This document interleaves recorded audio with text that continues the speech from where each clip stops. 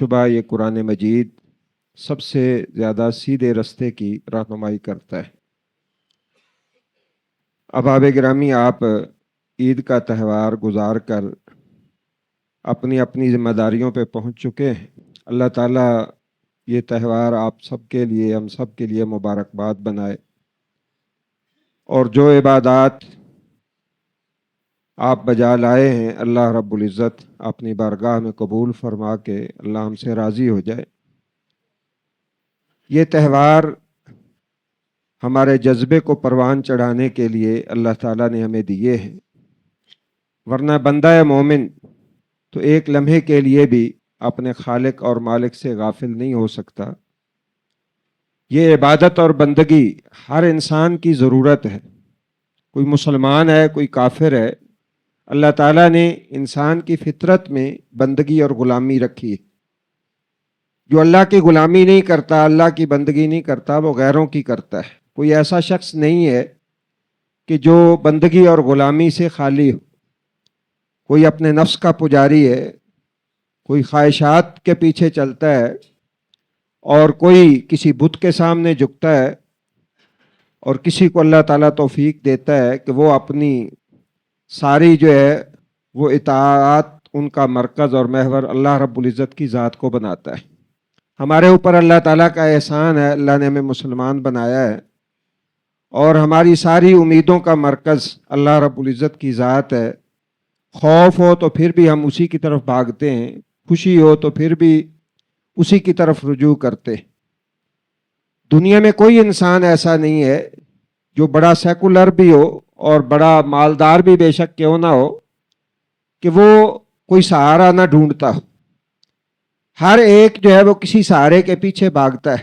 گزشتہ دنوں آپ نے دیکھا جنگ کا ماحول تھا تو ٹرمپ نے وہاں جو ہے وہ پادریوں کو جمع کر کے اپنے لیے دعا کروائی، اور اسرائیل کا جو وزیر اعظم ہے وہ دیوار گریا کے پاس جو ہے وہ کھڑا ہو کے پناہ طلب کر رہا ہے۔ کوئی بھی بندہ ایسا نہیں ہے جس کے اندر اللہ تعالیٰ نے یہ وصف نہ رکھا ہو۔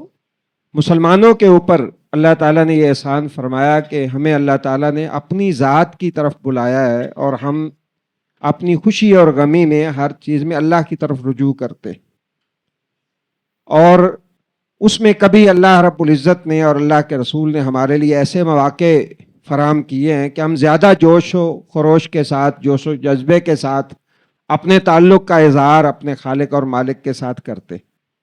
اللہ تعالیٰ کے ساتھ جوڑنے والی چیز بہت ساری ہیں، بہت ساری عبادات ہیں، بہت سارے اسلام کے احکام ہیں، لیکن جو چیز انسان کو سب سے زیادہ اللہ تعالیٰ کے ساتھ مستقل بنیادوں پہ جوڑ کر رکھتی ہے وہ اللہ کا قرآن ہے۔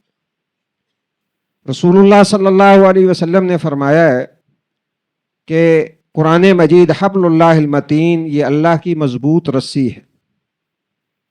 طرفہ بید اللہ و طرفہ بایدیکم، اس کا ایک سرا اللہ کے پاس ہے اور دوسرا سرا تمہارے پاس۔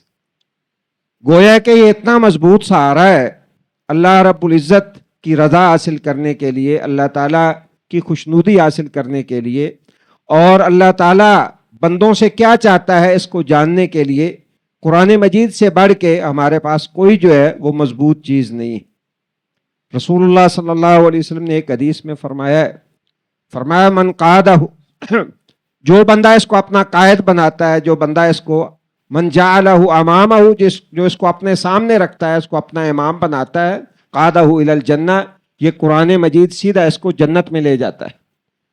ومن جعلہ خلف ظہرہ، اور جو اس کو پس پشت ڈال دیتا ہے، کسی اور کو اپنا پیشوا بناتا ہے، کسی اور کو اپنے آگے رکھتا ہے، تو پھر ساقہ الی النار، پھر وہ اس کو دوزخ کی طرف لے جاتا ہے، جہنم کی آگ کی طرف لے جاتا ہے۔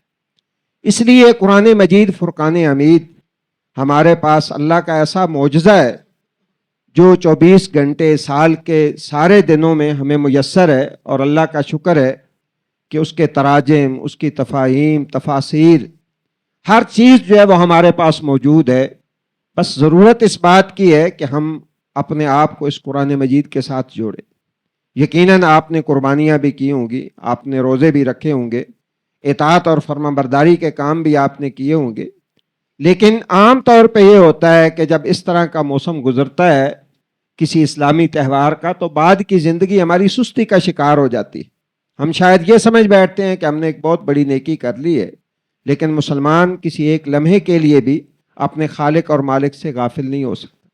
اور خصوصاً قرآن مجید جو ہے، فرقان حمید، یہ ایسا معجزہ ہے کہ جب بھی آپ اس کو پڑھیں اور جب بھی آپ اس کی تلاوت کریں، یوں لگتا ہے کہ انسان اپنے رب سے ہم کلام ہے، اور اللہ تعالیٰ کے ساتھ اپنے آپ کو جوڑنے کا اور اللہ تعالیٰ کے قریب کرنے کا جو سب سے مؤثر ذریعہ ہے وہ قرآن مجید ہے.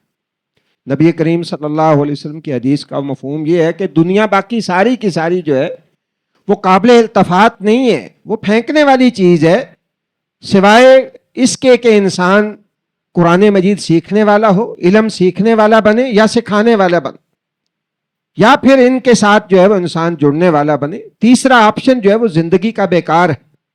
اس لیے میں آپ بھائیوں سے درخواست کروں گا کہ قرآن مجید کے ساتھ اپنے آپ کو جوڑیں. بچوں کو بھی چھٹیاں ہیں، بچیوں کو بھی چھٹیاں ہیں، گھر میں آپ ایسا سلسلہ بنائیں کہ قرآن مجید کا ایک صفحہ جو ہے اس کی تلاوت کریں، اس کا ترجمہ جو ہے وہ پڑھیں. یہ اگر آپ اپنی زندگی کا شیڈول بنا لیں گے تو یقین جانیے ہمارے گھروں کا ماحول تبدیل ہو جائے.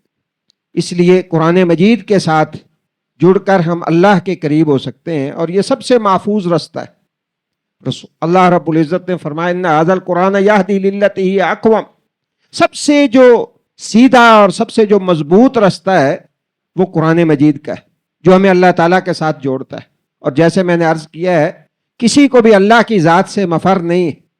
کوئی بندہ بھی ایسا نہیں ہے جو کہے کہ مجھے اللہ کی ضرورت نہیں ہے. وہ اگر اللہ تعالیٰ کو چھوڑتا ہے، اللہ رب العزت کا رستہ چھوڑتا ہے، اللہ کا دروازہ چھوڑتا ہے، تو کئی اور دروازوں پہ وہ دھکے کھاتا ہے، لیکن سکون اسے کہیں بھی نہیں ملتا. مسلمان جو ہے خاص طور پہ اس کا سکون، اس کا چین یہی ہے کہ اس کا رب اس سے راضی ہو اور وہ اللہ رب العزت کے قریب. اللہ تعالیٰ سے دعا ہے اللہ مجھے بھی اور آپ کو بھی اس کی توفیق دے کہ ہم قرآن مجید کے ساتھ اپنے آپ کو جوڑیں، اس کی تلاوت کریں، اس کی تلاوت سنیں، اس کا ترجمہ پڑھیں، اس کا ترجمہ سنیں، اور اپنے اعمال کا جائزہ لیں. خود اپنے آپ کو قرآن مجید میں تلاش کرنے کی کوشش کریں. وفیہ ذکرکم افلا تعقلون. اللہ تعالیٰ نے فرمایا اس میں تمہارا ذکر ہے، یہ کسی اور مخلوق کے لیے نہیں ہے، یہ انسانوں کے لیے تمہارا اس میں ذکر ہے. اپنے آپ کو قرآن میں تلاش کرنے کی کوشش کیجئے. اللہ ہمیں عمل کی توفیق عطا فرمائے. سبحانک اللہم و بحمدک اشہد ان لا الہ الا انت استغفرک و اتوب الیک.